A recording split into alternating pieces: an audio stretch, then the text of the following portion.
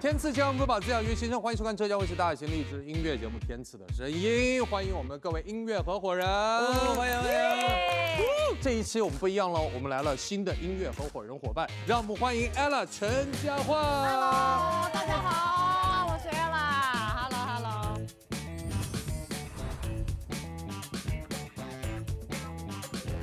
接下来让我们欢迎我们的新的音乐合伙人王蓉。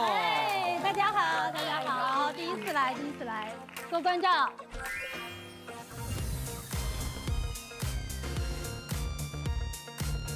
接下来让我们欢迎我们的新朋友魏神魏孝俊。哇，你好，多指教，多指教。哇，来到我们天赐什么心情？感受是我觉得非常健康，我觉得情绪价值太高了。啊哈，对，等一下我觉得多巴胺会到巅峰。到巅峰，好的，舞台上见哈。舞台上见，谢谢。我们之前呢，我们的12位音乐合伙人已经分成了，一共是6组啊。所以今天我们一起来期待一下6组15秒创意短视频惊艳亮相。他们说，是你选择的生活，我在山里看烟火，守着那烂泥土，不再解释人的手，天开。OK。导演、镜头、灯光、创意、后期，什么都是他。哎嗨，创意。嗨，第一期跟我也太对付了。就是我这个人是跟什么人有什么样化学反应？哎呀，我跟他就是那种美一点，跟我们姐姐就是那种稍微的洒脱一点，跟你就是对付。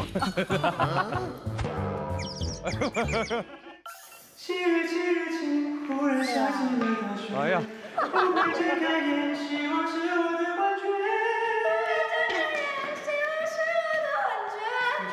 对不起。这个我没有办法投给他们。哎呀，我们怎么那么弱啊？突然间。哇，唱的好好听啊！我们肖俊老师唱太棒了。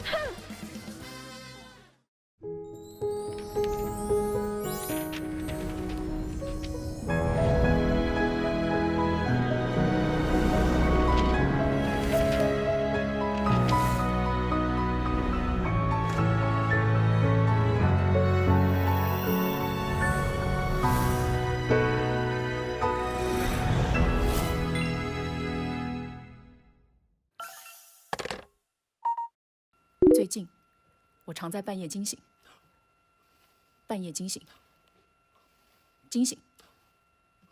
醒，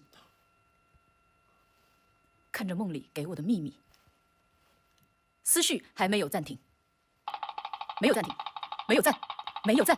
没有暂，停。客厅，那是你用过的香薰。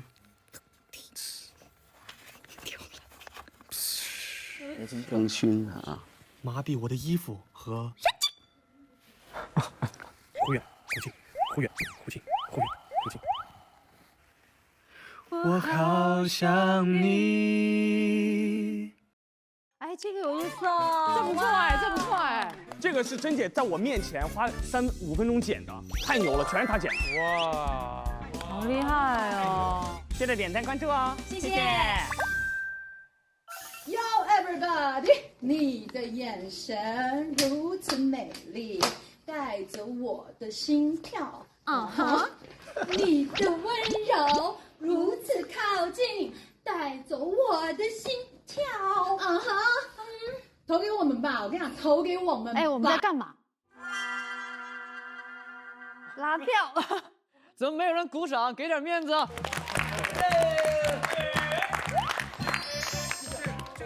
我跟你讲，短视频就是要这种无厘头。当初的愿望实现了吗？事到如今只可记得吗？这里的故事你是否还记得？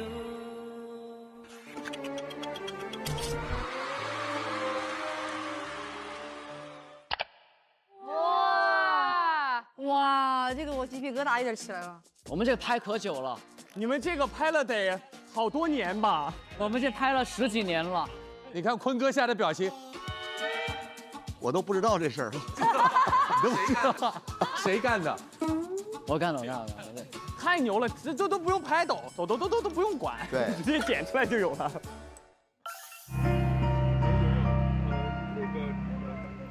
用尽伤人的话去说，都没想能不能收得回呀，守候之后却更失落，也会更难过，这又是何苦呢？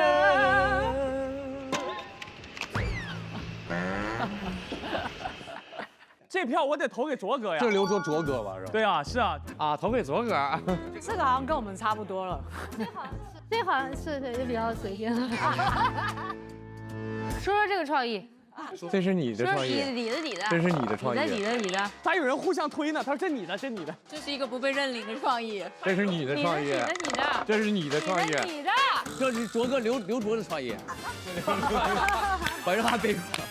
到最后为什么刘卓打你们2下？啥意思？因为我俩打地鼠玩个游戏打地鼠啊。对啊，那你俩在演的时候就应该一会儿上来一会儿下去，一会儿上来一会儿下去。对呀，你看，宁哥就是这块料。我说了，专业就是你，我从哪儿来的，各位不知道吗？开玩笑。好了，接下来我们开始一点赞投票了。他们这个创意是我们截止这3期来没有遇到过了。因为他们的视频内容特别丰富，我觉得他们2个人演的太棒了。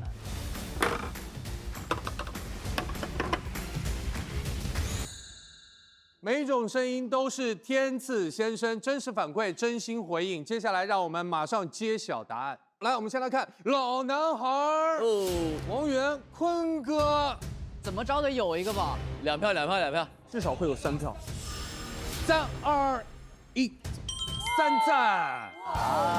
可以，兄弟，完美。来，接下来看小唐和肖俊的。啊，那肯定没有。没有，什么意思？真没有。来，3、2、1，到底有没有赞呢？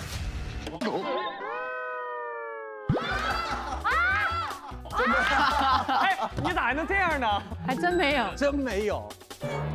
哎，肖俊，第一次来能接受这个残酷的事实吗？我不能，你没说那么卷的，我不知道那么卷。你没想到，他真没想到，他真没想到。不是，只是这个小唐老师对你不认真，上期他拍的可卷了。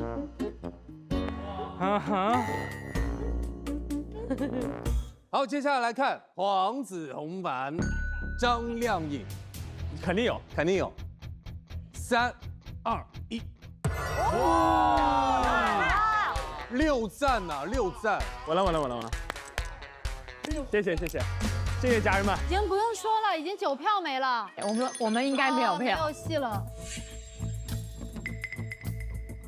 接下来我们来看毕晨和贺野的，他们不值得有，真的，我觉得。哎，我跟你说，到时候你如果1票没有，我们肯定1票没有，没有，咱们一样。3、2、1，2赞！哎呦喂！不，谁投的？这谁投？哎！啊，可以的姐，有品味。也就是说，现在还剩下2组，只有最后1赞了。是，那应该我们没有，我们应该不会有。那我们最后一个唱吗？我们最后一个唱。来吧，我们来先揭晓的是 Ella 和王蓉的。我觉得我们没有。3、2、没有。所以刘导的大作，哎，天赐健康瑰宝滋养月新生，有请票数第1的黄子和靓颖来到我身边。接下来呢，要挑选一个我们的东阳光鲜虫草礼盒，交给你想要竞演的音乐合伙人。因为其实就是在创意上，虽然就是小唐跟肖俊他们的那个没有获得太多的票，但是其实我们很喜欢哦。然后同时呢，也从歌曲风格的角度来，哇，我这硬编哦，真的，哎，总而言之就选他们了。谢谢。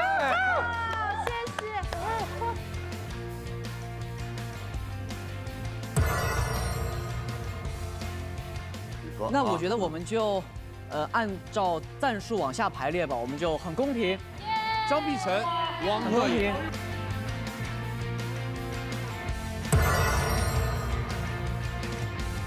那我们就自动配对啦。自动配对啦。耶！好，恭喜两组，舞台上见。先声夺人赛段规则：3组竞演阵容依次上场切磋，每组竞演结束后，由声音鉴赏团选出一首待定金曲，3首待定金曲诞生后，由声音鉴赏团选出一首，成为本期推荐金曲。欢迎收看浙江卫视大型励志音乐节目《天赐的声音》第6季，欢迎各位！让我们有请第一组音乐合伙人江靓颖、黄子、洪凡，加油！加油！加油！加油！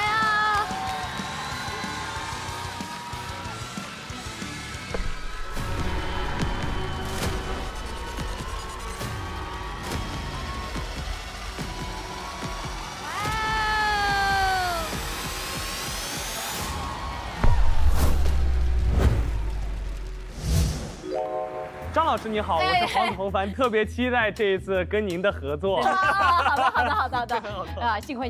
黄子他超级可爱，这次刚好有这个机会，我觉得可以合作一下。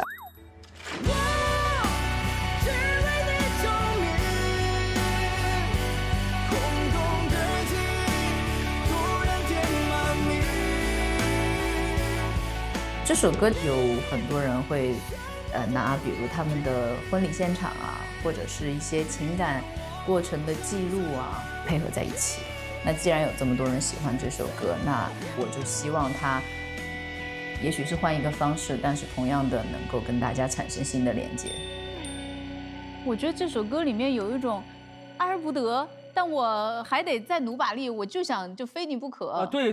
但目前的状态是在找寻，我们俩最终会到一个什么样的距离？我们真的能很近吗？对，其实有点像我们中间隔了一堵墙，你不知道对方在不在，你也不敢迈过这堵墙去看对方，因为你没有试探那个勇气，因为你知道，如果你做出这一步，得到的是自己不想要的那个结果，你自己可能会就怕这种万一。对，歌词里面的那一句话叫忽远忽近，两个人之间不确定的未来，不确定的关系，但是又非常想要确定下来，那一种起伏不定的心情，不能掌控的那一种忐忑感，对，我希望在这首歌里面有体现。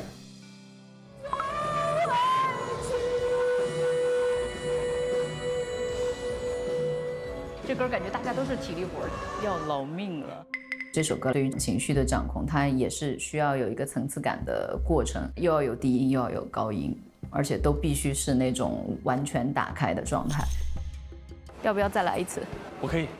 好。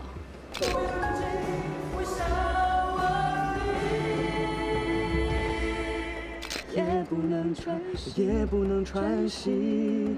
OK， 这首歌它从它的情感还有它的技巧来说，属于是一个6边形的歌吧。希望这首歌能够打动到你。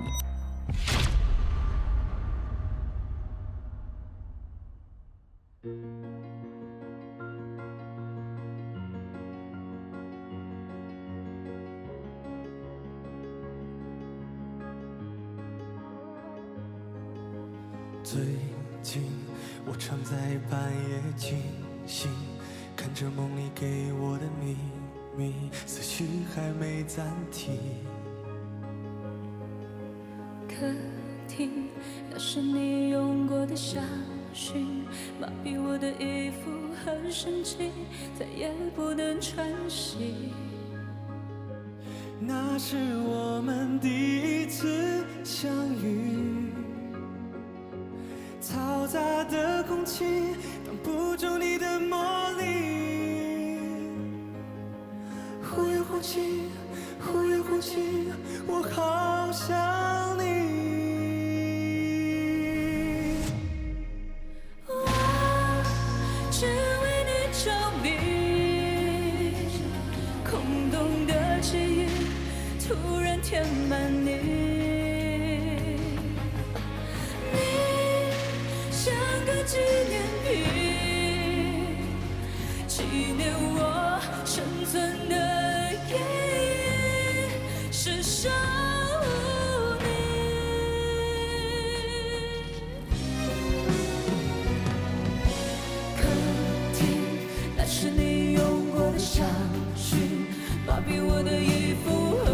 紧，再也不能喘息。那是我们第一次旅行，潮湿的空气掌控我的勇气，忽远忽近，忽远忽近，我想问你，我只为你着迷，空洞的记忆突然填满你，你像个纪念品，纪念我生存的意义，是想你。分不清是现实或梦境，牵挂的情绪来自某种身份来而复始，也没有太多意义，因为你不在怀里，封闭关系，我挂在你的香水。麻痹过的眼睛还想着等待着转机，可是我一次一次的想你，嘈杂的空气挡不住你的魔力，忽远忽近，忽远忽近，忽远忽近。我只为你着迷，空洞的记忆突然填满你，你像个纪念品，纪念我生存的意义。我只为你着迷，空洞的回忆突然填满你，突然填满你。我只为你的心，如果我的未来没有你，多危惧。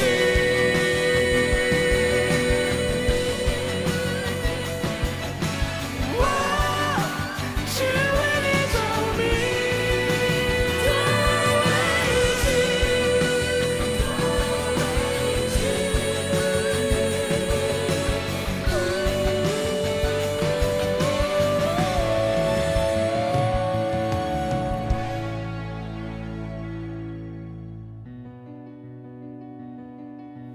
忽远忽近，忽远忽近，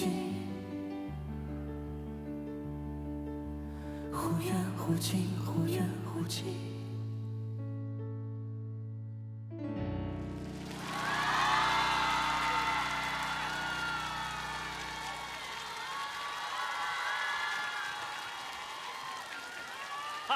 唱完了，朋友们。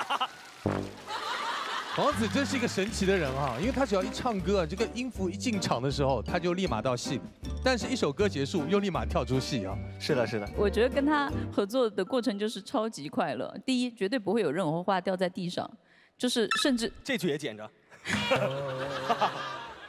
其实这首歌真的很不好唱，你不好想说怎么样去把控它，但是黄子就会给人一种错觉，就是任何问题都不是问题。你跟他说什么好，我可以 ，OK， 然后就是12个表情包。我说你是为了把我的话都刷出那个屏幕吗？为了不看见我说了什么？对他觉得我肯定嫌他烦，我说我根本没有。他那个语音，我说实话，朋友们，除我以外见的第2个语音矩阵。他会细致到每一个字的律动跟节奏。他说这个地方切分了，那个地方是正拍反拍，他卡的非常非常的，就是会很细致的告诉我，精准的告诉我。对。我刚刚商量完了，我再跟编曲老师商量。对。但我想说，就黄子他无论是跟谁合作哈，虽然可能是巧合，都是跟漂亮的姐姐在一起合作。主要是因为每个姐姐们都太好看了，没办法。哦，那我问一下，在这3位合作过程当中，维维、默默口还有珍姐张靓颖，你最喜欢和谁合作呢？说出你的理由。哎，宁哥，平时你是怎么教我回答这种问题的来着？日常呢，像这种问题呢，就是要反问给对方了。啊，对方。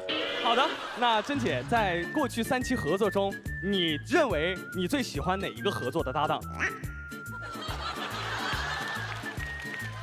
圆儿，哪一个姐姐最好合作？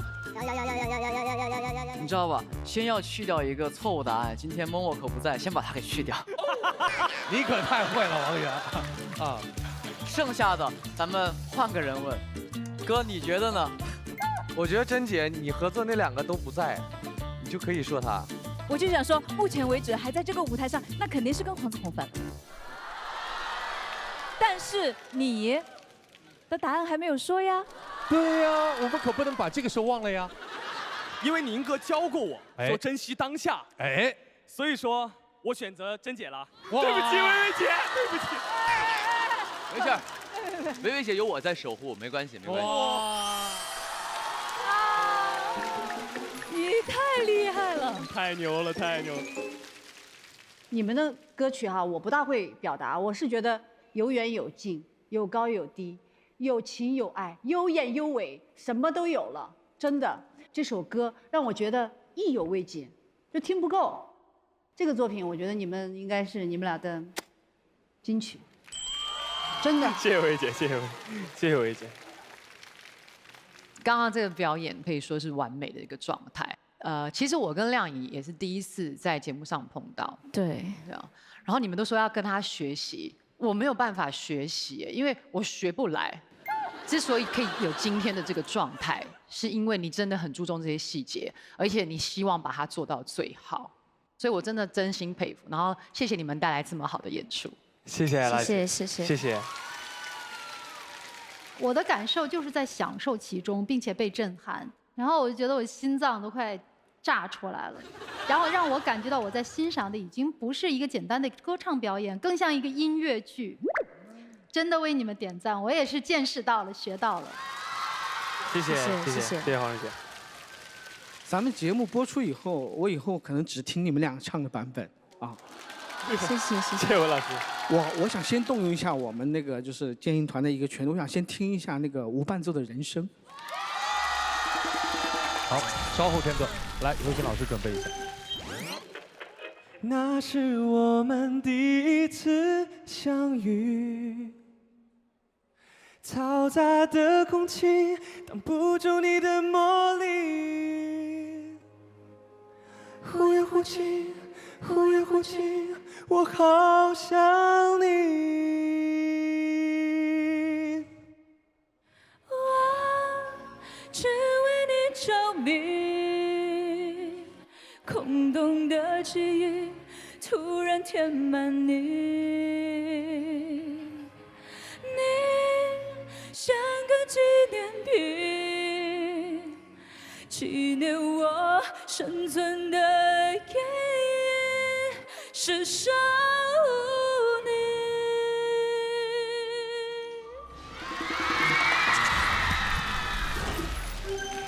不知道为什么今天就是听这个歌我就特别兴奋。我先说一下从哪儿开始哈。他们第一次开始去和那个忽远忽近的时候，就是渐弱的那种语气，是我从来都没听到过的一种方式，很好听，很好听，真的很好听。甄姐的招她想到的。红凡，我真的想夸一下你，你中间那个混声的位置找得很好，因为你稍微唱急一点，它就会很燥。你像个金，它就会这样。对，很尖，对。对，很尖。对。然后呢，你唱成假声呢又没有力。对。所以这个混声位置唱得非常好，别的我什么都不想说了，真的感谢你们带来的这一首歌，真的我觉得非常非常好听。谢谢文老师，谢谢。那我觉得今天在对唱的部分，2位的这个和声的设计是非常的巧妙，而且在2位的这个动作上的设计啊，有这种对视，以及在最后收的时候啊，有一个握手。我觉得这种握手的这个情境是非常难忘的一个瞬间。在我个人理解里边，这首歌曲的情绪，它并不是一个哀伤的，甚至它有一种暧昧之美。那这种暧昧之美，你又用一种相对浓烈的歌曲的这种演唱的技巧来表现出来，我觉得这种分寸是非常难以拿捏的，非常的不错啊！我觉得是很有可能成为本季的天赐一个非常经典的瞬间。好，谢谢，谢谢，谢谢。好，谢谢，来，我们掌声有请姚小棠，有请肖俊。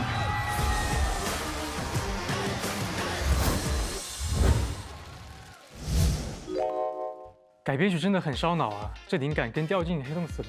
是啊，这个时候就需要来一点能量补给，激活一下创作灵感。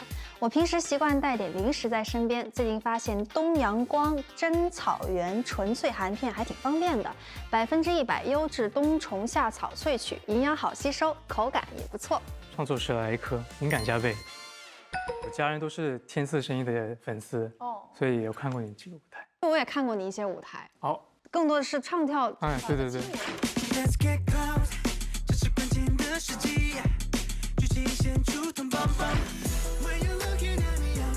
这个节目是我的音综首秀，我希望能收获到各位前辈们的无价的经验，唱出属于我自己的故事。因为我在队里面都是唱快歌比较多嘛，所以这次还是想唱一些比较长一点的抒情歌吧。这首歌是03年的歌，想起千禧年的按键手机、校服、MP3 后的电视，有点怀旧了。其实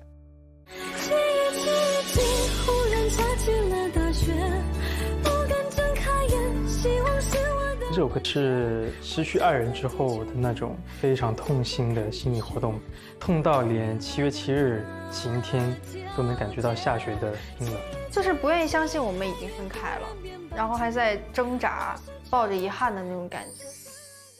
这首歌它重复的地方比较多，我觉得加了和声之后会更好听。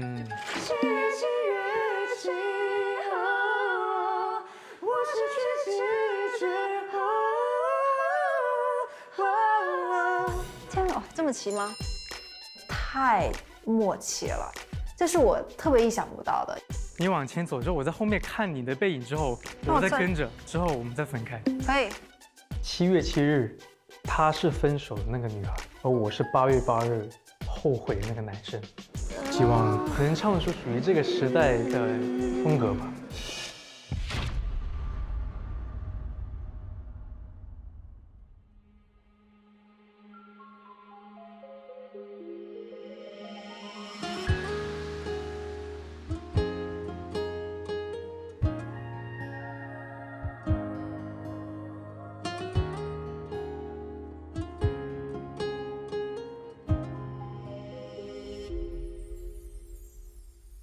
说了再见，是否就能不再想念？说了抱歉，是否就能理解了一切？眼泪代替你亲吻我的脸，我的世界忽然冰天白雪。不知之间还残留你的昨天，一片一片怎么拼贴完全？7月7日晴，忽然下起了大雪，不敢睁开眼，希望是我的幻觉。我站在地球边，眼睁睁看着雪覆盖你来的那条街。7月7日晴，黑夜忽然变白天，我失去知觉，看着相爱的极限，我望着地平线，天空无际无边，听不见你道别。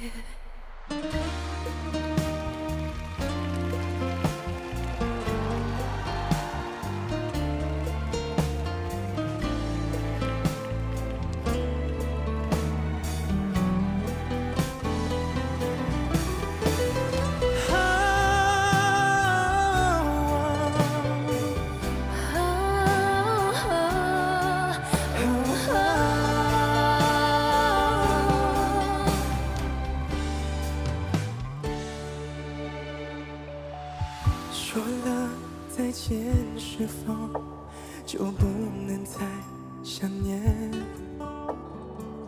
说了抱歉，是否就能理解了一切？眼泪代替你亲吻我的脸，我的世界忽然冰天白雪，我只手间还残留你的昨天，一片一片，怎么拼贴完全？七月七日晴，忽然下起了大雪，不敢睁开眼，希望是我的幻觉。我站在地球边，眼睁睁看着雪覆盖你来的那条街。七月七日晴，黑夜忽然变白天，我失去知觉，看着相爱的极限。我望着地平线，天空无际无边，听不见你道别。七月七日晴，忽然下起了大雪，不敢睁开眼，希望是我的幻觉。七月七日晴，忽然下起了大雪，不敢睁开眼，希望是我的幻觉。我站在地球边，眼睁睁看着雪覆盖你来的那条街。七月七日晴，我失去知觉。我望着地平线，天空无际无边，听不见你道别。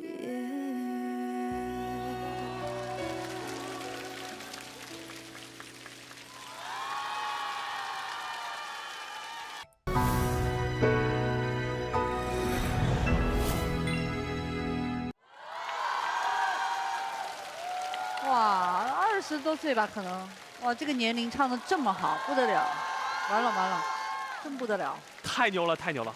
Reason V， 我们的肖俊是他的音乐首秀，对不对？没错没错。你之前有关注过我们天赐吗？我们已经来到第6季了。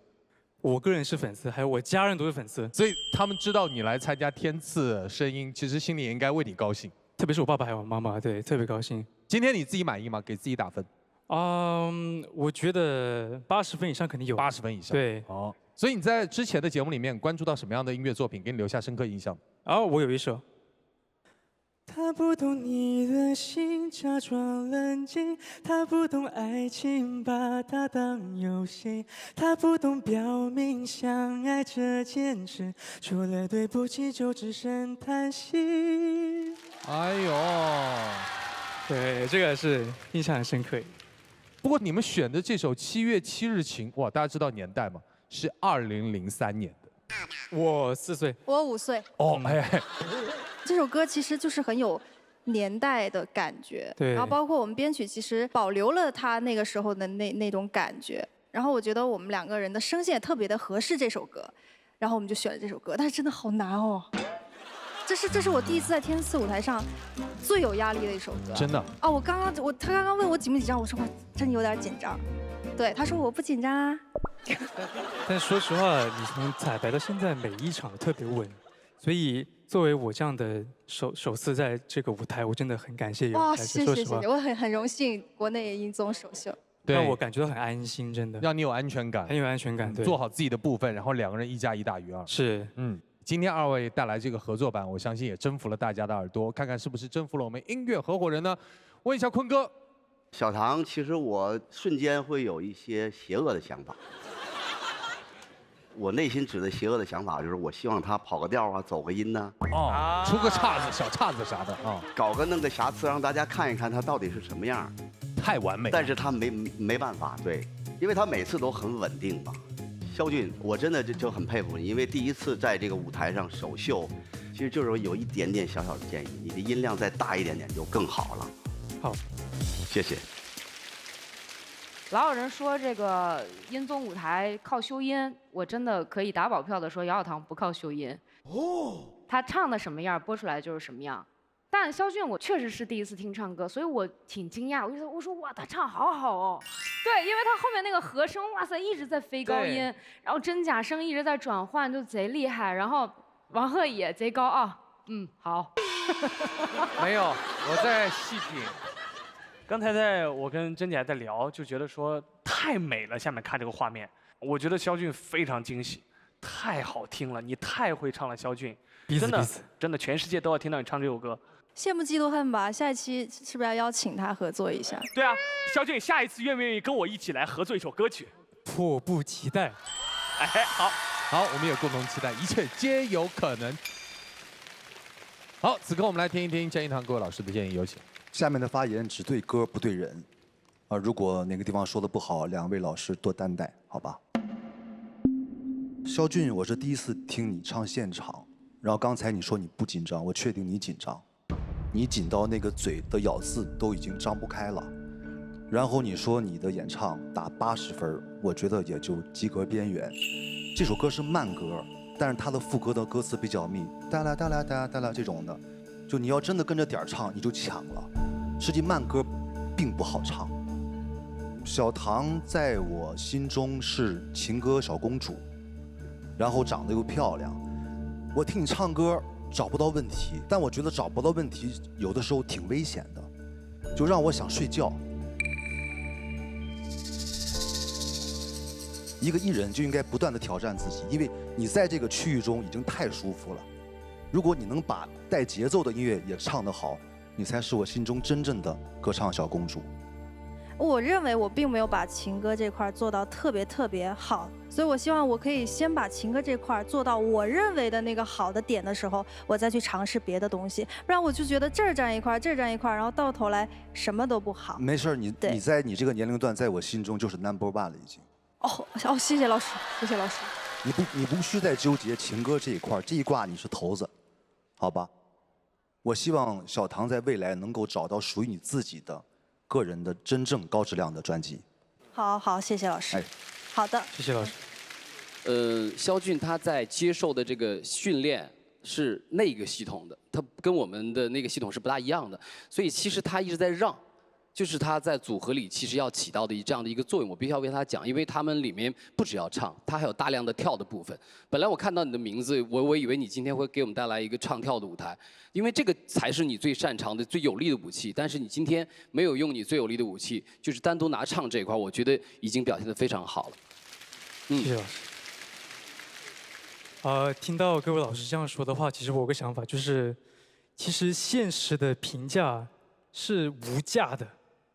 我觉得我有很多作业要做的，我很开心。我觉得我有很多上升空间。谢谢各位老师。两组音乐合伙人之间，到底这一轮哪一首歌会成为我们的待定金曲呢？有请我们的声音鉴赏团5位老师现场合议，给予结果。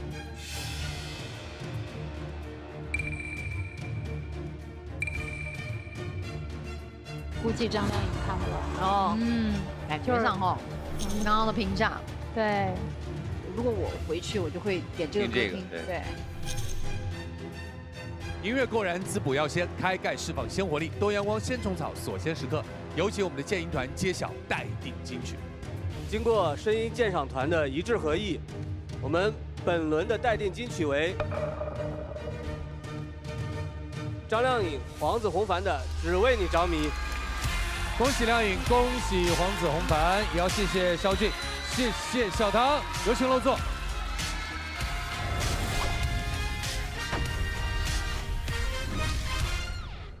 用掌声欢迎杨坤、王源，加油！这期我跟杨坤老师一起合作，唱一首歌叫《老男孩》。当初的愿望实现了吗？事到如今只好记。《老男孩》是一首讲人的歌，它不仅仅指代的是男人、女人，它指代的是任何一个人。我们都有逐渐变成熟、变衰老的过程，但请你不要因为年纪的长大而忘记自己的初心。当初的愿望实现了吗？我今年25岁，我想问问坤哥，你的25岁的时候你在干什么？我25岁的时候，我是刚刚离开家乡，来到北京，一个人。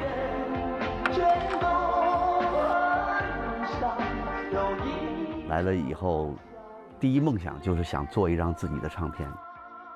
到了北京，我就突然发现，你的生存都有很大的问题。梦想已经降低到住楼房，洗24小时的热水是你最大的梦想。对，对。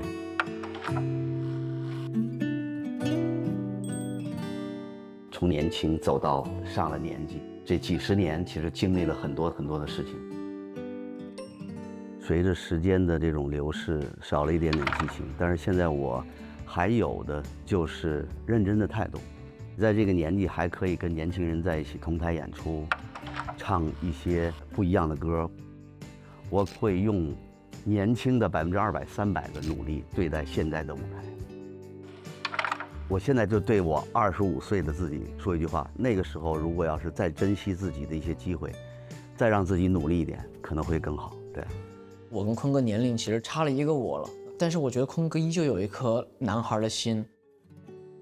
其实不吹捧的说，其实我愿望就是成为像坤哥类似你这样的优秀的歌手，有被人熟知的脍炙人口代表作。希望我真的是到60、70、70、80还能唱歌。虽然说那个时候唱的可能好不好已经不重要了，但我还有那口气，还有那个想唱歌的心，还有愿意听我唱歌的人。唱下去，我觉得这个会是我人生的一个终极的梦想吧。其实我觉得时间大把，只要你一直努力的做音乐，对。我们故意嗓音有一个年龄感，我是很沧桑的，经历了太多事情。你是这种年少有梦想，这样的声音搭在一起，你们就更有画面感。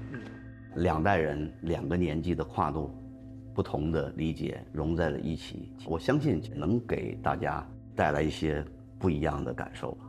当时坤哥说了句玩笑话，他说我负责老，你负责男孩。我想对坤哥说的话就是：生活像一把无情刻刀，但从未改变你的模样。青春奔流而去，任岁月风干。希望你在我这个年纪没有遗憾。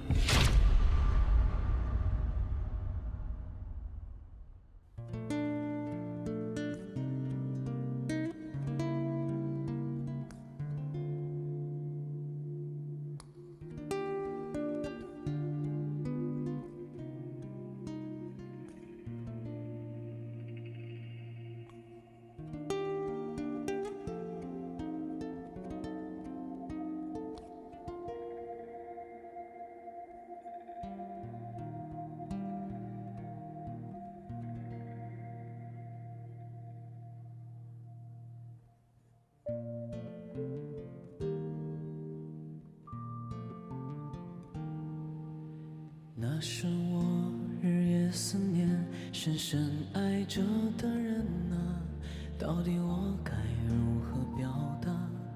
他会接受我吗？也许永远都不会跟他说出那句话，注定我要浪迹天涯，怎么能有牵挂？梦想总是遥不可及，是不是应该放弃？花开花落又是一季，春天啊，你在哪里？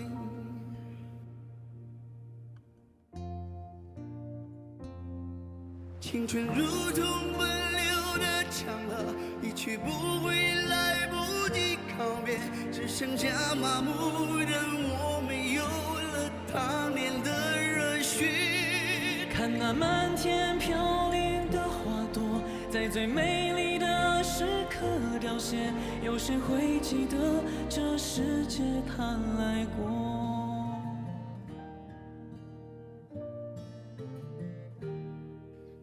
转眼过去多年时间，多少离合悲欢，曾经只在四方少年，羡慕南飞的雁。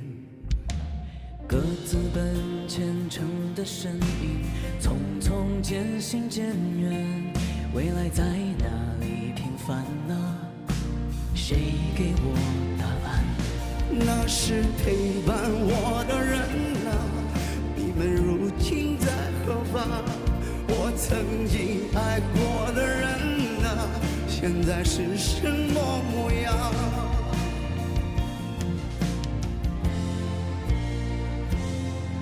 当初的愿望实现了吗？事到如今之后记得吗？任岁月风干，理想再也找不回真的我。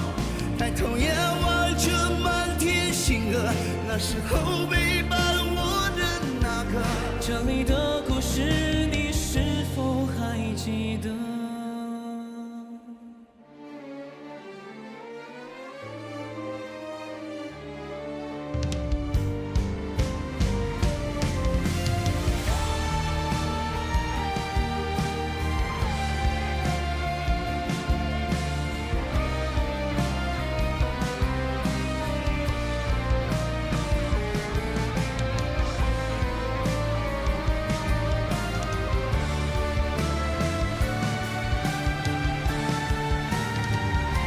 生活像一把无情刻刀，改变了我们模样。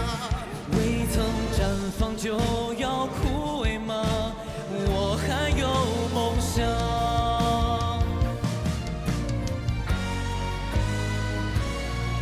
青春如同奔流的江河，离去不会来不及告别，只剩下麻木的我，没有了当年的热血。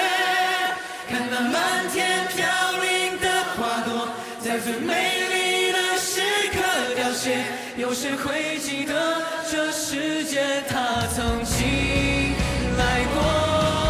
当初的愿望实现了吗？事到如今只扣几天吗？任岁月风干，理想再也找不回真的我。抬头仰望着满天星河，那时候陪伴我的那个。这里的故事你是否还记得？如果有明天，祝福你。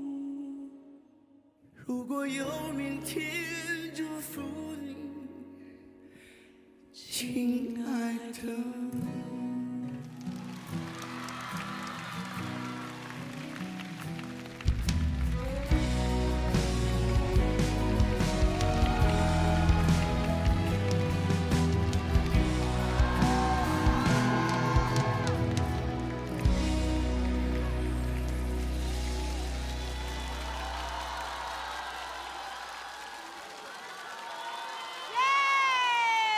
Encore。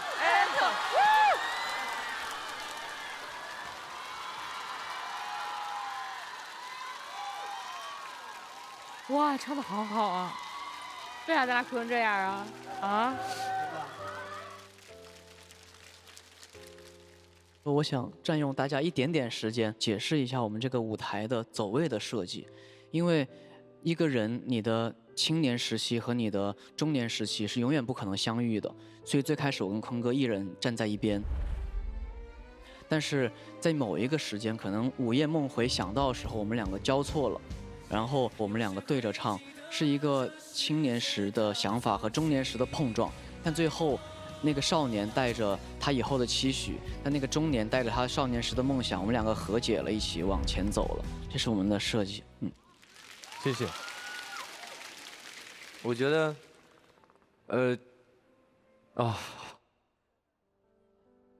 你先来吧，姐。不是我刚刚我不是因为那个前面那个吉他一起我就有点感动了，然后王源的声音一出来就更感动，就是感觉好像我也是曾经看过他们的人生的那种感觉，感觉所有的故事和回忆都在他们的歌声里，所以我听完之后，我更多的是想到了我记忆中的人，我的好朋友们，可能好多现在已经都不在身边了。你说吧。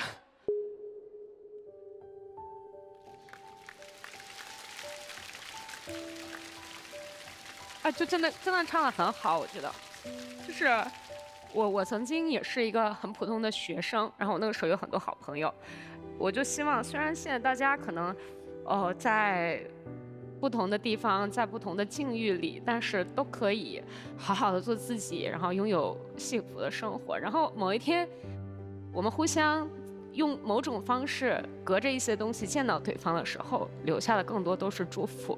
对。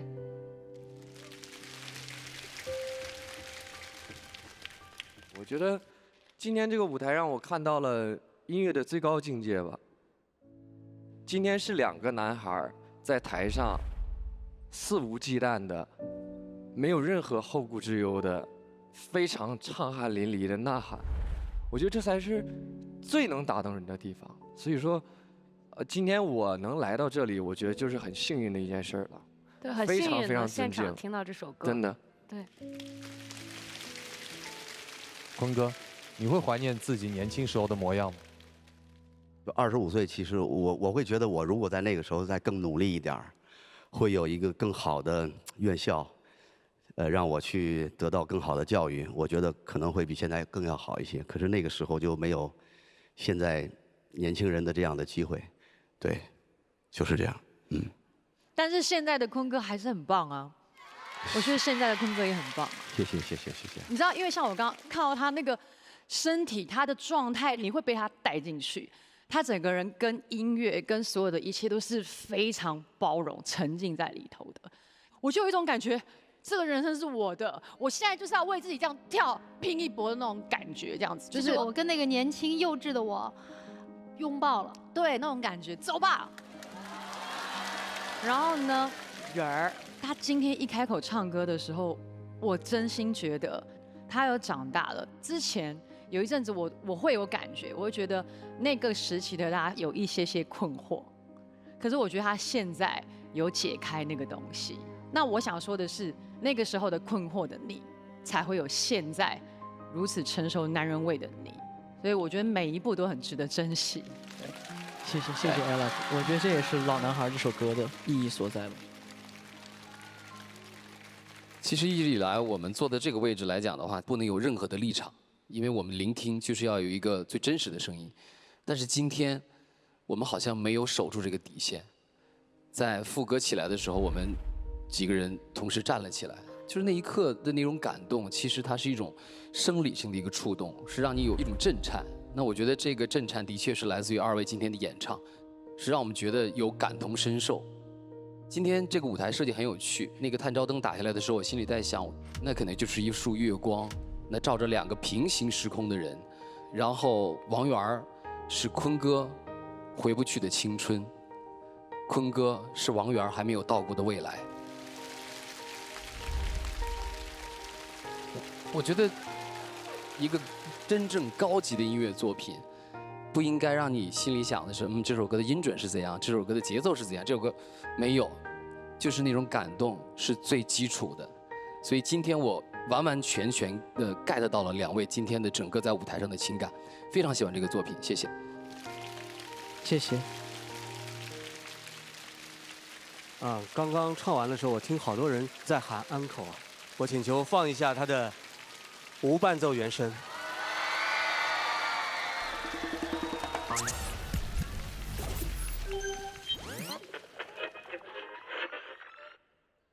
当初的愿望实现了吗？事到如今只扣几天吗？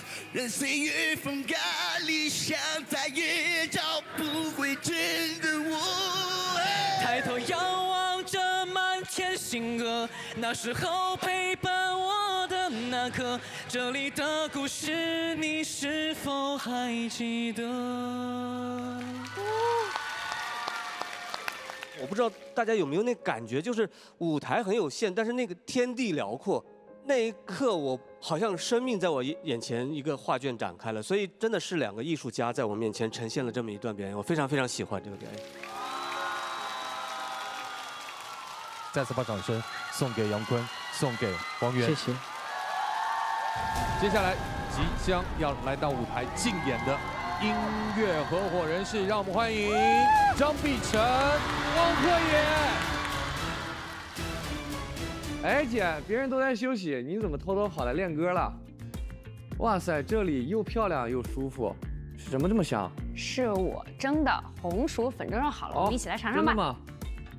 哎，哦，你这么厉害，一边练歌还能下厨，最主要的是灶台还能这么干净。是因为老板研系这样纳米抗污，一擦就干净了，而且他搭载的食神大模型特别厉害。我只对他说了一句想吃红薯粉蒸肉，菜谱做法全部都显示的清清楚楚，还能一键烹饪，练会儿歌的功夫就做好了。有了老板研系厨房，天赐现场也变得像家一样，松弛感满满。咱们这次得整个厉害的了，这次的歌啊，在全网是非常火的，就大家很多人能够共情。用尽伤人的话去说，都没想能不能收的回呀。舍得这首歌，它就是讲的是一种感情里的状态，就是大家在深陷一段自己非常投入的情感的时候的一种境遇。姐姐，你觉得这个歌里的歌词哪一句是最能戳到你的呢？我还都挺喜欢，像我这般爱你，就该学会放弃，让自己卑微到土里。我觉得应该大家都会有共情。对。我觉得都会经历一个自己非常非常爱的人。对。可能会受很多伤害，但是也收获很多。但是可能经历过一个这样的人之后，慢慢后面就成长起来，就不会再在爱里那么卑微。我觉得有的时候在感情里受的伤害啊，其实可以算成一种积累。对，所以我们在爱里可能就是也是一门课程，我们要慢慢的学会表达，对，正确表达，是吧？这个歌它每一句词都很细腻，都在表达很确切的意思，每一句都要唱得很明确才可以。主歌这几句我们用来走近彼此，我是这么设计的啊，就是用尽伤人的话去说，我就这么拽着你，都没想过能不能收回，你懂那种就是难过，然后出口之后更失落，然后可能再抬头看一眼，然后自问到底舍不舍得，我们就开始往后退了。投入到这个歌里去唱，然后找到自己的角色，大家都是很直观能够感受到的，确实还蛮适合我跟贺野一起来唱的。天生好水，敬天赐好声。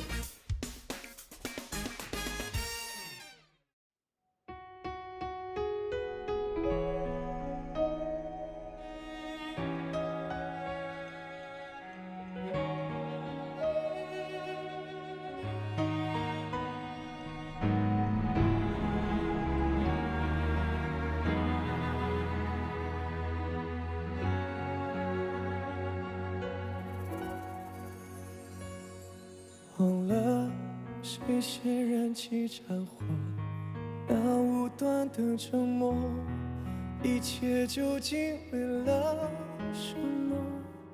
难道像我这般爱你，就该学会放弃，让自己卑微到土里？可是爱已成两人的理解，了解彼此，最能一挥就见血，用尽伤人的话去说，都没想能不能收得回呀。出口之后却更失落，也会更难过，这又是何苦呢？自问到底舍不舍得？自问到底舍不舍得？舍不舍得爱一瞬都成恨了，眼泪究竟是为谁啊？谁输谁赢啊？谁又真的在乎呢？反正都伤了。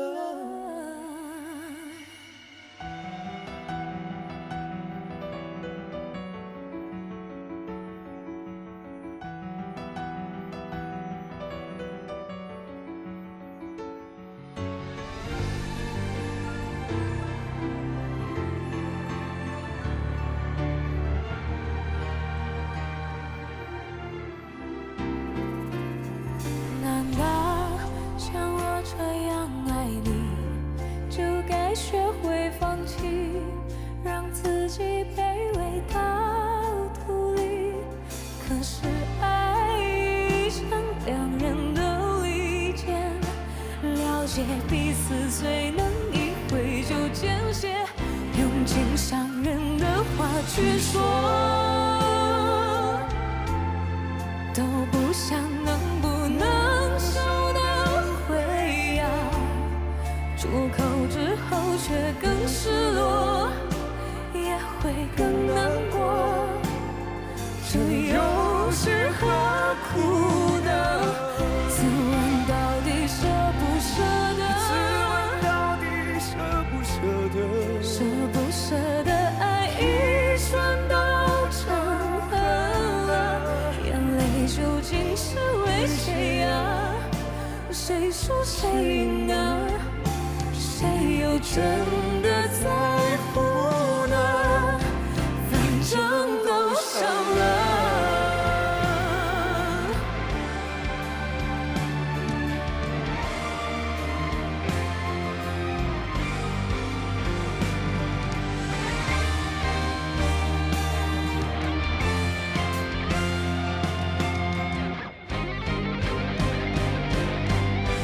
用尽伤人的话去说，用尽伤人的话去说，都没想能不能收得回啊。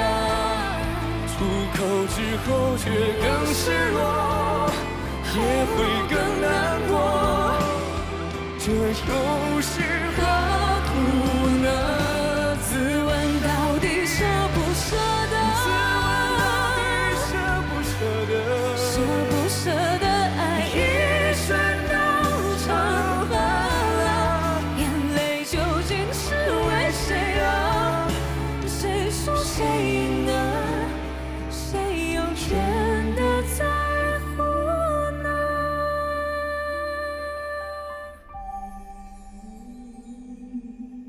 反正都伤了。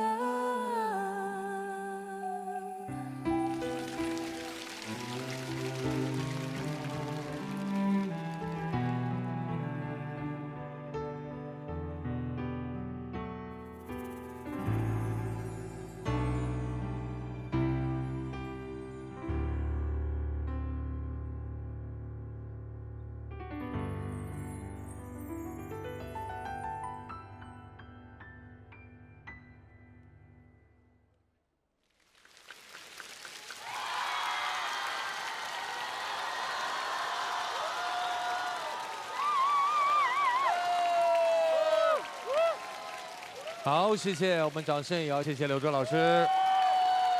谢谢周哥。这首歌唱起来很痛，但其实它只是形容两个人在恋爱中，我大声的冲你喊，甚至去骂你。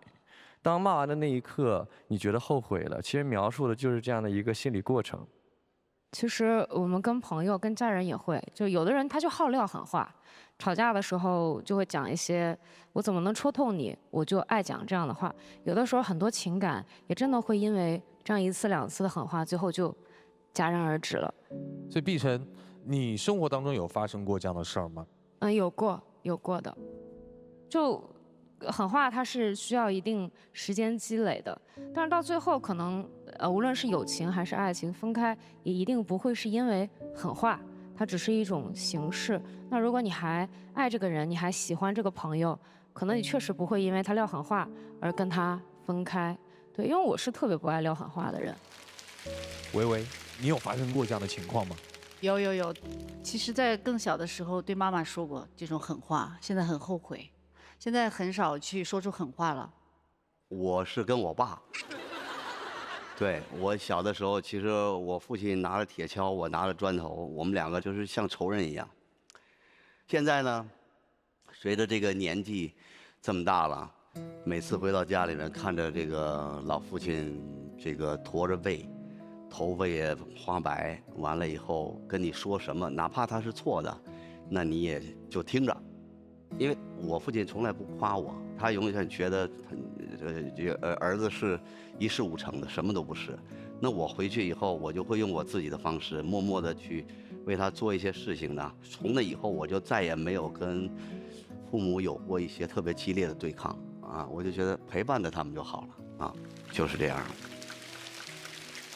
这首歌跟我想象的不太一样，碧晨姐那一下真的也把我抓住了，我当时我眼眶已经全是泪水了，就那一下我特别感动。哎，你可以清唱出来吗？因为我知道这首歌你自己也非常喜欢。我特别喜欢。听听你的清唱的版本是什么样一种感受？可是爱已成两人的利剑，了解彼此最能一挥就见血，用尽伤人的话去说，都没想能不能收的回啊，出口之后却更失落，也会更难过，这又是何苦呢？哎呀，真是。此情此景，我觉得恍惚回到了去年，我当时点评《何物》的时候，那一天是个搞笑废物。这首歌表现得不够好。时过1年啊，几乎是差不多风格的歌曲，然后给了我一个完全不一样的答案。然后碧晨声音里面饱含着感情，这是最打动我的地方。但是同时，王鹤野的状态非常的稳，我听不到一丝的往前抢的那感觉，就唱歌唱到这种甚至要往后靠的这种状态，就感觉你成长了。这个给我的感动非常大，所以这首歌让我非常的纠结啊，因为很打动我。和老男孩在一起比，我不知道怎么选择，我现在完全不知道我应该怎么选择这2首歌。所以此刻呢，我们要邀请声音交响团的5位老师现场合议。本轮的待定金曲到底是《老男孩》还是《舍得》？经声音鉴赏团一致合议，我宣布本轮的待定金曲为杨坤与王源带来的《老男孩》。恭喜杨坤，恭喜王源，也要谢谢碧晨和鹤野。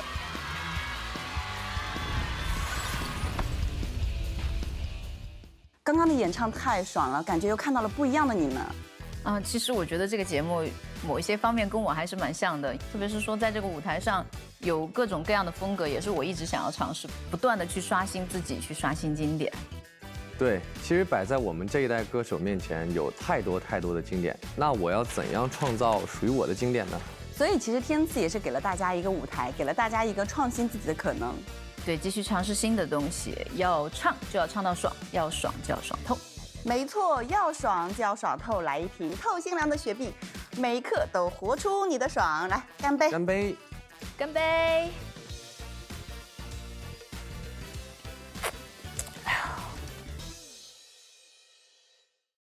接下来，让我们有请下一组音乐合伙人 Ella、王蓉。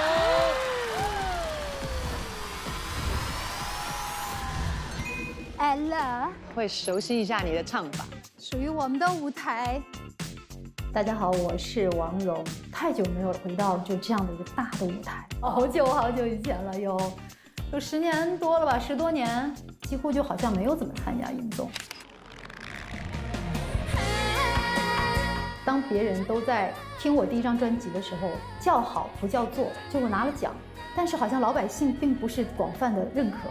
然后 OK， 那我就做一点，让大家真的认识我的音乐。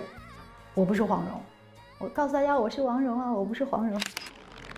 我不是黄蓉，我不会。和中国台湾当时的唱片不太一样的是，中国大陆这边的原创音乐其实它能够有的路并不多。那可能那时候我看到的只有彩铃就是彩铃时代。我觉得也是一代一代的一个潮流的一个自然过程，你已经在浪上走过了，那自然会有个退潮的时候。除了小鸡那段时间，那中间其实我一直没有停，我一直在写歌，也发行了一些歌，但是发现确实市场反响不好，就是被沉底的，你是看不到的，就是有一份不甘心，所以我就一直在做音乐，我没有放弃。天次的声音是一个很高级的舞台，终于我有这样一个舞台的满足感，希望多唱一些歌。我真的很开心，我必须说，你真的值得回来这个舞台上，因为我们可以透过这个节目唱很多好歌，像我们这次要合作的这个舞台《心跳》这首歌。你的眼神充满美丽，带走我心跳。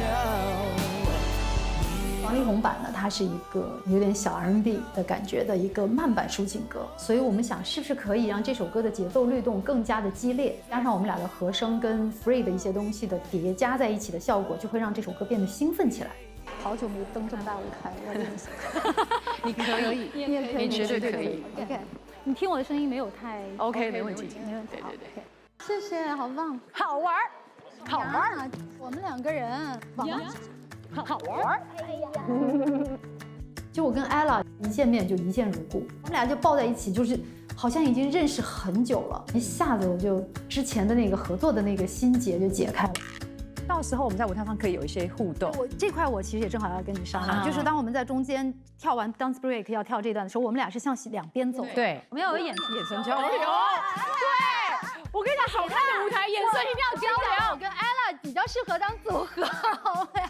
我们要在同频的状态，所以这一块，比如说想跟我吵架，我没那么聪明，不懂得道歉，我没那么聪明，好想要回到，然后就这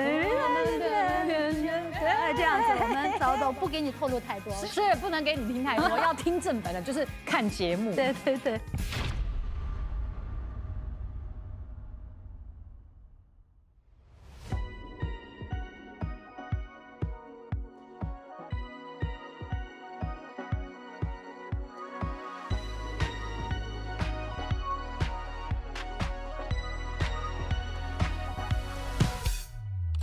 没有在哭泣，我给不了安慰，我又在摇头，有那么点后悔。爱情的发尘，你难以回头，却无法往前走。但心不要记住，现在胸口，两颗心能塞几个问号？爱让我们流多少眼泪？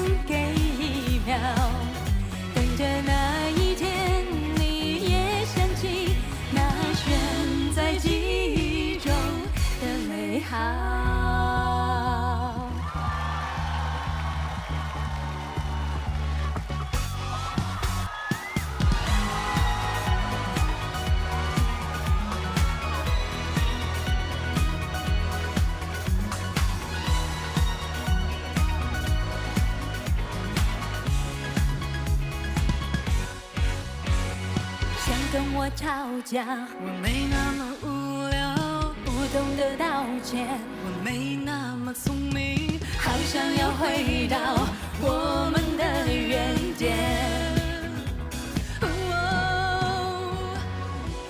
但身不由己出现在胸口，两颗心能塞几个问号？爱让我们流多少眼泪？你的眼神充满美丽，带走我的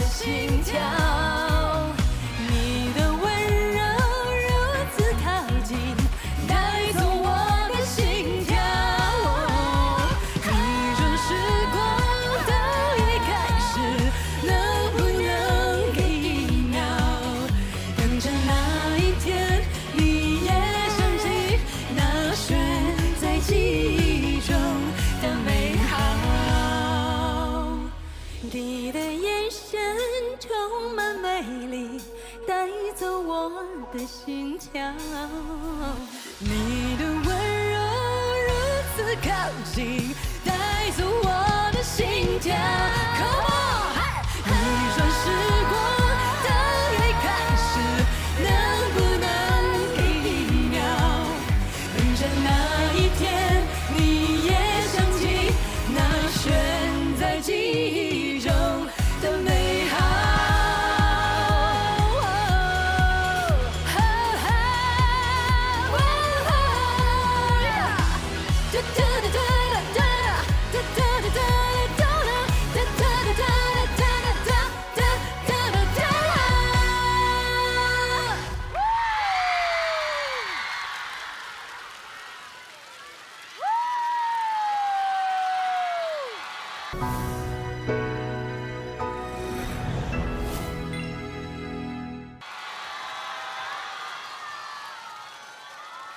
夜深了，需要来点动感的。哎，这个舞台可以有这么多东西啊！我第一次看到还有烟火。哇，二位是第一次来我们天赐的声音，然后这样的音乐合伙人搭档的形式也是第一次。第一次，对第一次当演唱会在玩的，是吧？对，只知道全程其实艾拉给我很多的鼓励，而且跟我讲，这个舞台就是要带着玩的心态，享受它要了享受这个舞台，观众才能感觉到我们的能量，对不对？对，谢谢。其实整首歌大家应该有感觉到它跟原曲真的非常不一样，原曲是比较慢一点的 R&B 的感觉，然后呢这一次就是做了一个舞曲版的。那因为姐她也是一个唱跳的始祖，不敢当，不敢当。她真的是唱跳始祖，然后所以我们就有了一个这样子的一个合作。王蓉，我们也很关注你哈，但是关注一点，我们发现你的社交媒体在22年好像就4条动态，23年就2条动态，所以那2年干嘛去了？一个歌手，尤其是创作歌手，他会有一个阶段，你会觉得自己需要一个沉淀了。比如说你看到你发了一些歌，却没有听到回声的时候，它是一个困难期，他会突然迷茫，就是说我自己了，所以就会有一种失落感。但最近几年，我发现我会有一个突飞猛进的进展，就是我开始用新媒体去跟我的粉丝有交流，甚至还做了一些直播。然后我发现，原来我不是孤独的，我不是一个人。是啊。我要做的只有一件最简单的事情，就是不要停，不要放弃，一直做下去，总有人一天会有人听到你，就像现在一样。所以，我非常感谢天赐的舞台。然后让我展示了一个不一样的我，因为我真的很想把我的最好的一面展示给大家，然后有更好的舞台回馈给大家，然后我也会把我这份不甘心、不足够的这种状态一直持续下去，直到我70岁、80岁。然后，我觉得我们每一个人都有可以挖掘，永远，所以永远不要放弃，答应我，找到自己的闪光点。陪着我们一起变中年，变老年，优雅的老去。我觉得《心跳》是我喜欢了很多年的歌，我做梦也没有想到它长今天这个样子。这是我第一次听艾拉姐唱歌。其实听艾拉姐的组合的歌是非常多的，然后刚刚她张嘴的第一句，其实我是很恍惚的，有一种我的青春回来的感觉，带我回到了那个千禧年代，就是让我真的很感动。我觉得王蓉的精神一直我觉得很好。我去听你以前的歌曲，比如《小鸡小鸡》，哇，我觉得这样去做歌就是不顾自己一切形象去奉献给艺术，就把这个歌要把它做的尽量吸引人，或者说让大家记住。我觉得这个真的很好啊。我不太同意你的说法，王老师。就是《小鸡小鸡》这首歌，你认为很好是吗？是啊，是啊，我觉得特别好。好，来了，来了。实际今晚的舞台很绚烂，但是王蓉老师的这个演绎挺糟糕的。对，艾拉老师唱的很好，还是那个当年让我听到模拟唱片当年那种感觉的质感，但是王蓉老师。您唱的让我感到了有一些低级，因为刚才这位王老师说了小鸡这个事，那我就顺便提一下，您出道的时候我就听过您的歌，实际出道即巅峰，但是您的音乐审美一路小下坡，一直下到刚才他说的小鸡小鸡这个地方，所以我不知道发生了什么，所以我觉得还是希望王蓉老师能够做一点优质的音乐作品。我想补充一句给庆阳老师，就是王蓉的表演风格其实有一种说法叫做情绪饱满式表演，她就是用最饱满的情绪去带动观众。每一种音乐表演舞台它是不同的需求人群的。那您就继续听您的小鸡小鸡，好吧？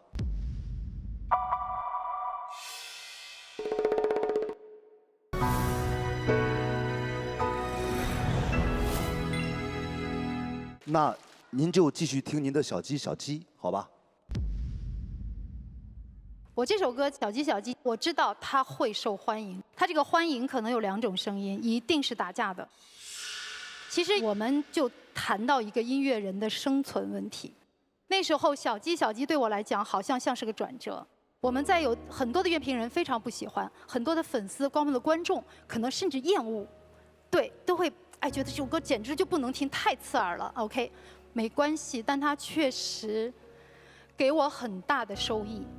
到现在每天我以2到3个授权的情况下去推广这首歌，就是会有一些商家会专门要定制这首歌来改词，所以这是唯一的一首是我真的赚到钱的。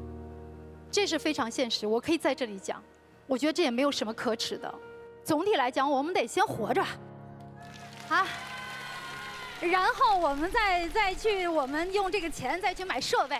我小鸡的钱1分没花在我身上哦，我都是花在了设备上。我去自己研究编曲，然后录音，然后基本上全套都会抡下来了，很累。突然觉得好想哭哦，怎么会这样？好勇敢哦。我们也听到了背后的故事，而且好真诚哦，这很赤裸哎，这个是很内心的东西哎，这太勇敢了哇！是在我最困难那个时候，我也是，你看我无所谓卖过6、7次，别人唱了6、7次，知名的歌手都没有唱出来。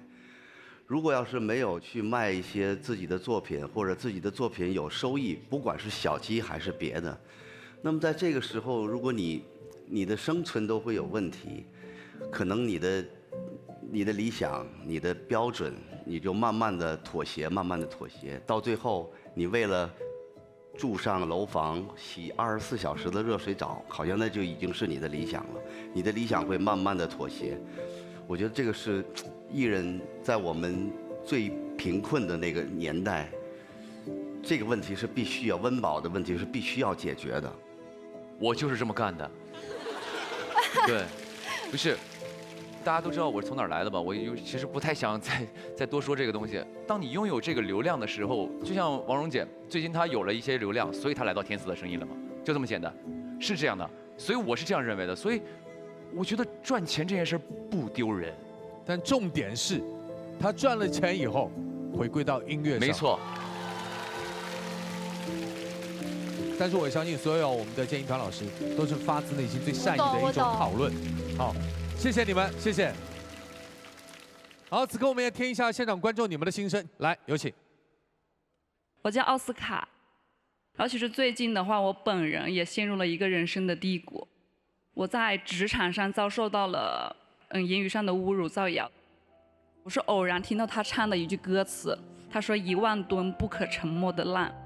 就是让我的心里产生了一丝涟漪，那一刻我就仿佛感觉我的人生至暗时刻得到了一种救赎，所以我才决定我勇敢地提出了裸辞。我还是想像刚刚王蓉老师他们唱的那首歌一样心跳，我想跟着我自己的心跳，为自己做一次人生的选择。然后最后我想对王蓉老师说一句话：1万个人否定你，我也会爱你。谢谢你，奥斯卡。也请你在自己的生活里继续加油，加油。OK， 谢谢。也要再次感谢不断通过音乐给我们带来力量的2位优秀的音乐合伙人 Ella 和王蓉。谢谢，继续加油，请落座。接下来有请最后一组音乐合伙人，有请唐薇薇、刘宇宁，加油！辛苦各位了。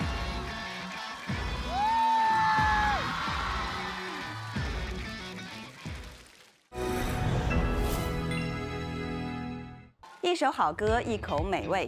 老板研系厨房，让我们享受松弛一刻，慢下来，遇见新灵感。来聊一聊这次的创作吧。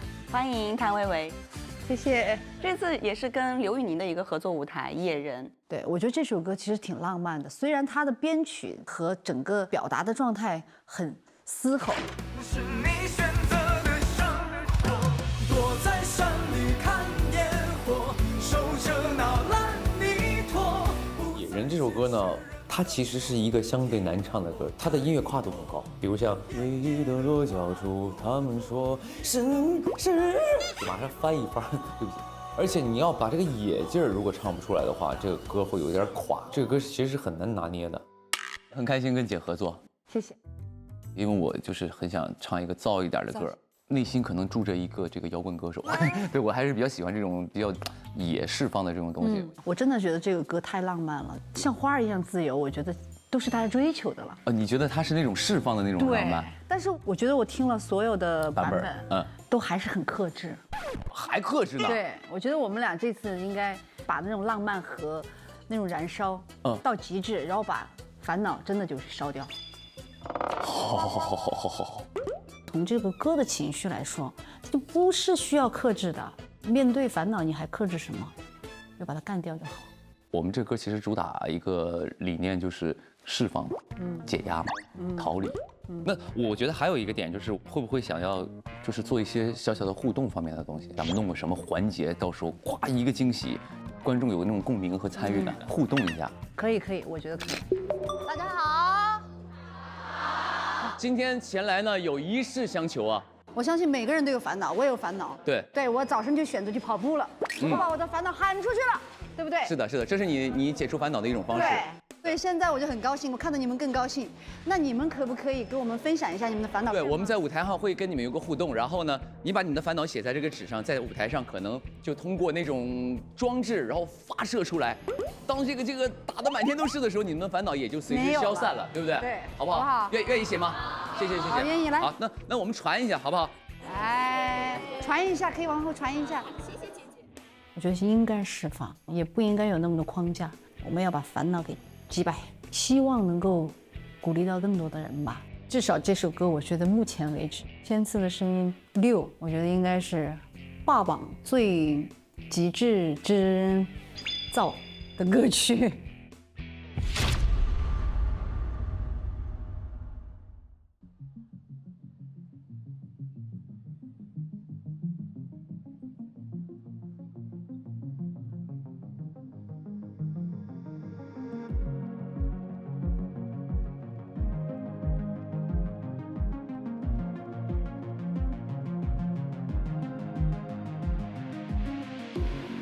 没有选择进入村落，所以山顶是我唯一的落脚处。孤心暗火，它伴着我，是我选择的生活。再看一次清澈的河，能够亲手摘下一次自己种下的果。他们说，是你选择的生活，躲在山里看烟火，守着那烂泥土，不再借世人的手替我开拓。原野的花不多，也能够耐住寂寞。怎么那么想我？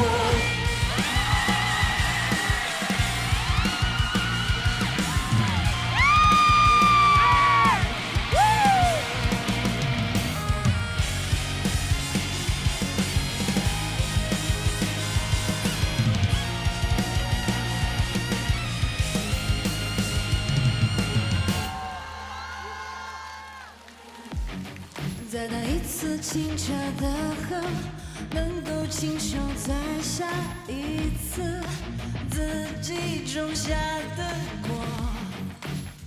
他们说，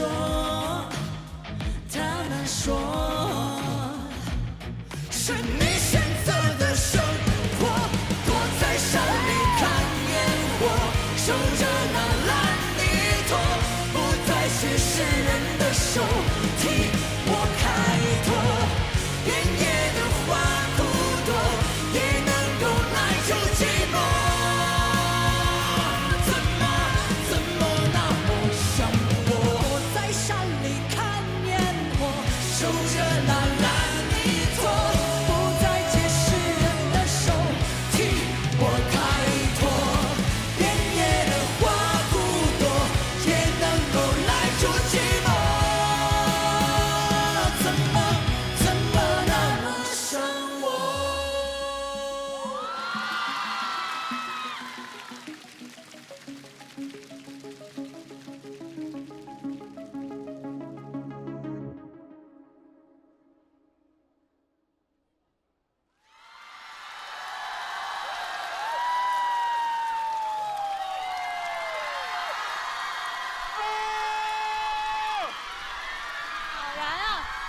跟你讲，摇滚真的很棒，很燃，太棒了。我刚差点晕在台上。就是缺氧，就是缺氧的那种感觉，还有点低血糖带点。是我手都唱麻了都。哎，刚才我看到好像有特别的设计，是不是有这个纸花蹦蹦蹦的？对，有的。哦，哎，在这里，我来，来，哎呀，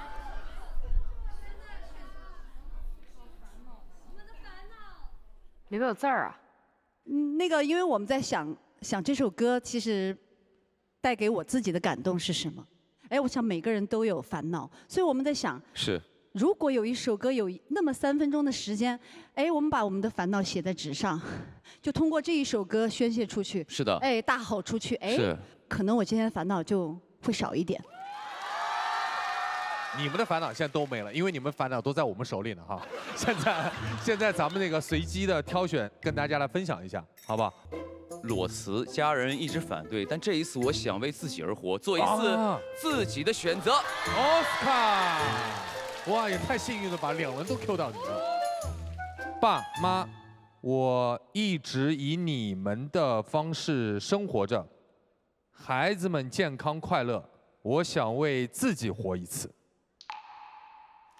哎呦，看来是有很多故事哈。其实每个人的生活境遇，别看你们在这里都鼓掌啊欢呼，我知道每个人都有自己的难处，但是来这里的原因是什么呢？希望暂时忘掉那些，或者来这里吸取一些能量，让你们的生活变得更加有力量，对吧？所以刚才那首撒野性质的歌啊，有没有点燃你的心？我岂止是燃了，我跟你说，我就现在觉得这个沙发的弹簧太好了，我第一次感觉到一弹就起来了。对，确实，对。他们有很多的设计，我都不知道，可能音乐还没开始的时候，他们的设计就开始了。因为雨儿一上来之后，拿他那个话筒，就是感觉他话筒在他手上很小。兰花指吗？我不是吧？然后下一秒，我可没见过你这个状态啊！太牛了！我觉得，因为这首歌叫做《野人》嘛，我觉得是一个全方位的野。首先，这个舞台够野，然后这首音乐够野，而且我觉得2位的声音够野，演出状态够野，所以我觉得好野，好野，好喜欢。哎呦，这个表达好可爱啊！刚刚大家听这个歌听得爽吗，朋友们？爽！你们的烦恼都没有了，对不对？处理掉了。我有一个烦恼。哎呦，你咋有烦恼？我丢了个戒指。啊？真假的？哎！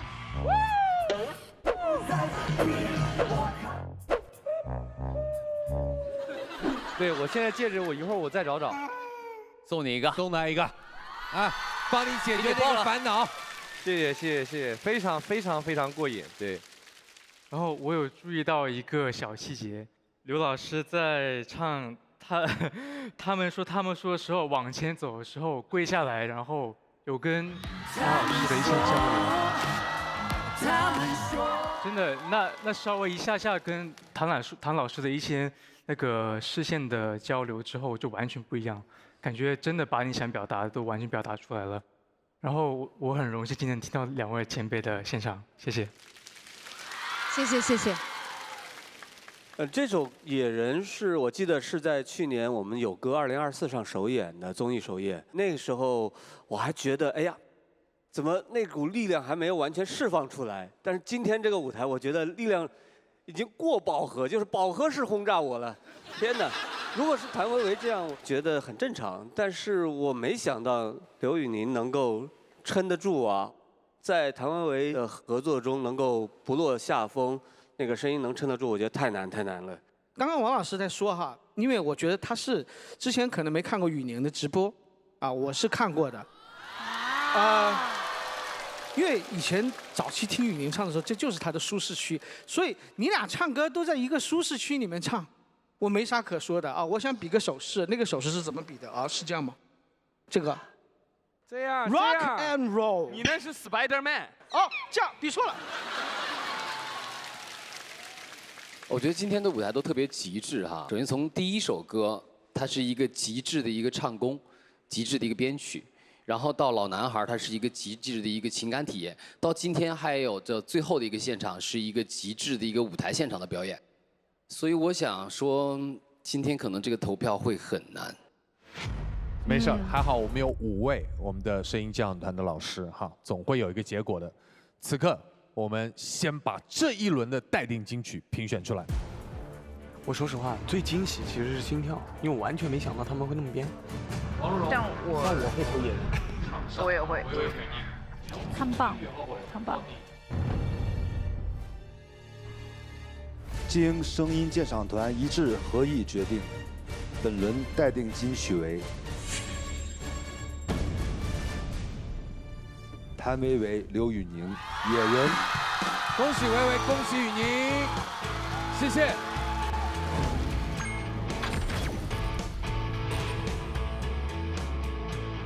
天赐的盲盒在舞台上即将迎来我们神秘的盲盒歌手，让我们掌声有请他。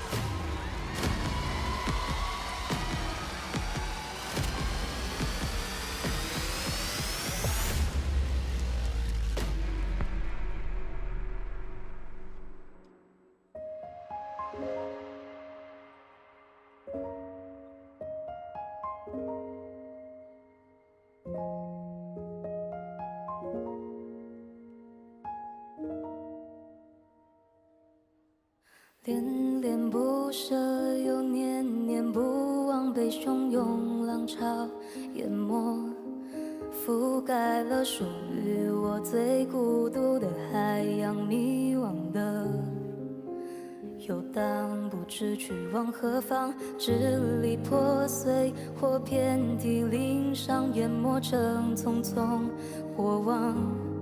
一幕幕的相逢都不甘于平庸，原谅我此番不经意的设防，跌跌荡荡，你占据我的遐想，封上你路过的窗，你的身影来来往往，穿梭在无人演出的剧场。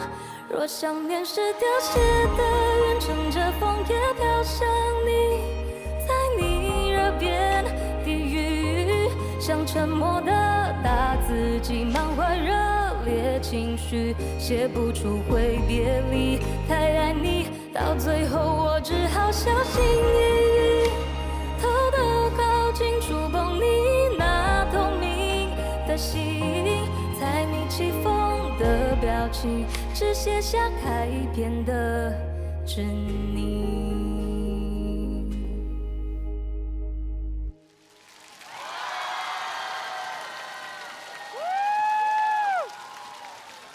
好听，声音很好听哦，音色清纯哦，太好听了。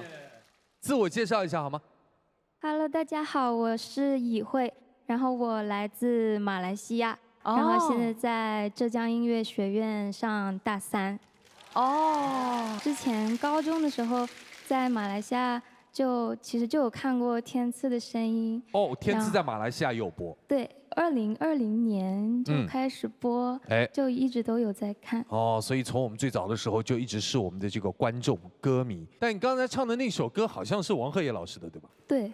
哦，没错，是你的鹤野，就是我素未谋面的网友。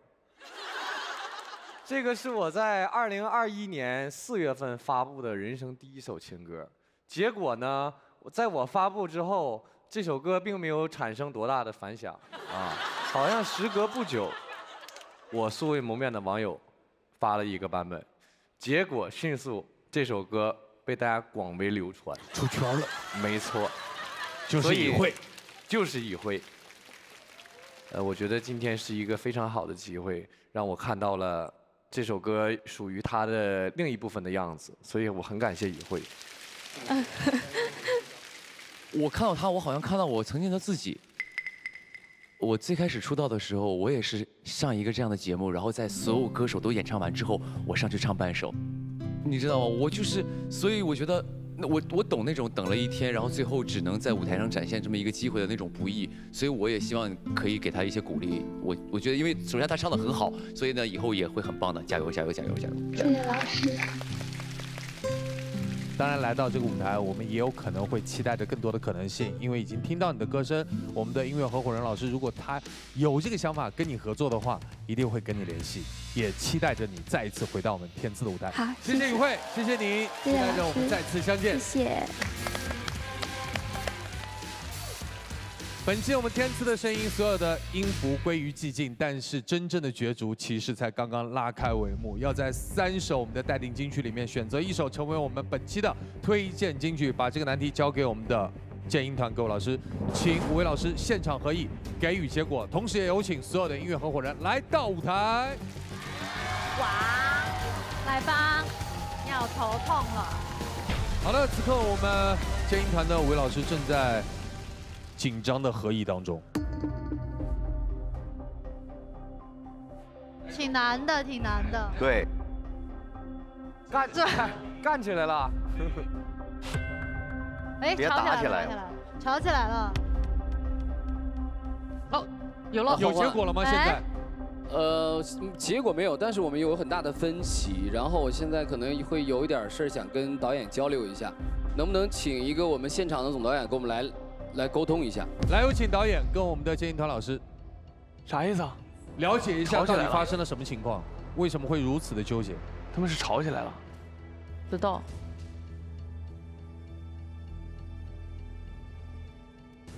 我觉得可能就是真的是唱得太好了，唱得好，不知道咋办了。他们2比1了，我估计是。完了，导演来一票。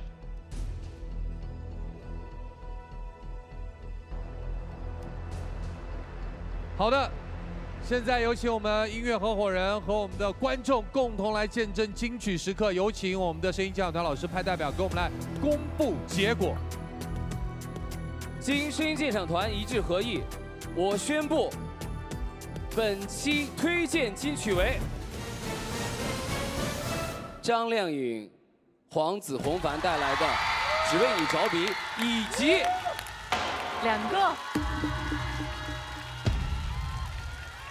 杨坤和王源带来的《老男孩》双金曲。我要先说一下为什么每一首歌都值得被尊重，每一首歌都值得被聆听，我们不想有任何遗憾。谢谢，谢谢，谢谢老师，辛苦啊！虽然这个结果很意外，但也是一份礼物。每位音乐合伙人都值得给予掌声和欢呼，谢谢你们。接下来我们即将迎来的是东阳光鲜虫草甄选时刻。本期我们已经达成了100分的能量累计，成功解锁了本期的公益拼图。现在有请我们金曲获得者为我们来点亮这块公益拼图。继续关注我们天赐的声音和东阳光鲜虫草官方账号，以及去东阳光鲜虫草品牌门店线下打卡了解详情。积极助力每一份天赐先生，都是一份滋养，一起期待梦想绽放的那一刻。谢谢大家，让我们下一期天赐的声音不见不散。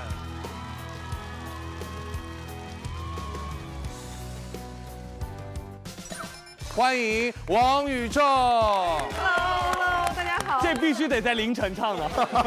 你们必须得压轴。是的，非常应景。你们在干什么？这是长辈，你们在干什么东西？我半夜睡不着是干嘛呢？看天赐的声音。那你看完之后是催眠的，你的意思是吧？每天都看，有请坤哥单独 solo。